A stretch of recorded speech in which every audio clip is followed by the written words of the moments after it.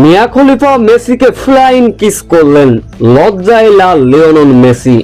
মাঝমাঠ থেকে মেসির বুলেট গতির শটে অবিশ্বাস্য গোল।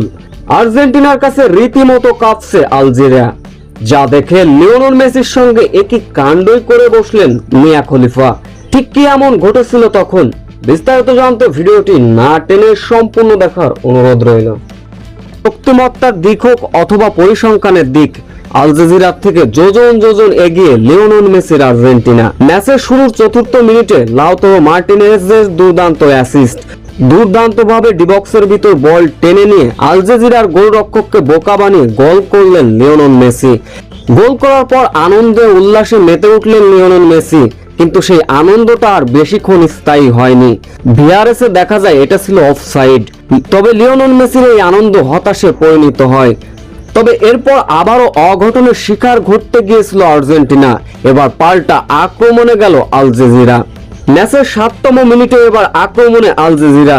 ম্যাচের 7 মিনিটে এবার আক্রমণে গেল আল জাজিরা।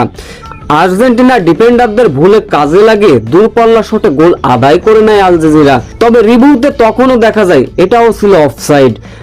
আলজেরিয়া প্রমাণ করে দিচ্ছিলেন লিওনেল মেসিদের ধোঁকা ছিল। তবে লিওনেল মেসিদের একের পর এক আক্রমণ পাল্টা আক্রমণ ঠেকাতে ব্যর্থ হচ্ছিল আলজেরিয়া। ম্যাচের বয়স তখন 7 মিনিট। আবারও জাদুকর লিওনেল মেসি মাঝমাঠ থেকে বল টেনে নিয়ে গেলেন দূরপাল্লা বা পা দিয়ে শট করলেন লিওনেল মেসি। এবার আর কোনো অফসাইড নয়, নিখুঁত বুলেট গতির বলে গোল পেয়ে গেলেন লিওনেল মেসি। আর্জেন্টিনার খেলা দেখতে এদিন উপস্থিত ছিলেন মাঠে পর্ন স্টার মিয়া খলিফা। রীতিমতো লিওনেল মেসিকে ফ্লাইং কিস দিলেন। হয়তো আর্জেন্টিনার জার্সি পরে মিয়া খলিফা লিওনেল মেসিকে সমর্থন করতে এসেছেন।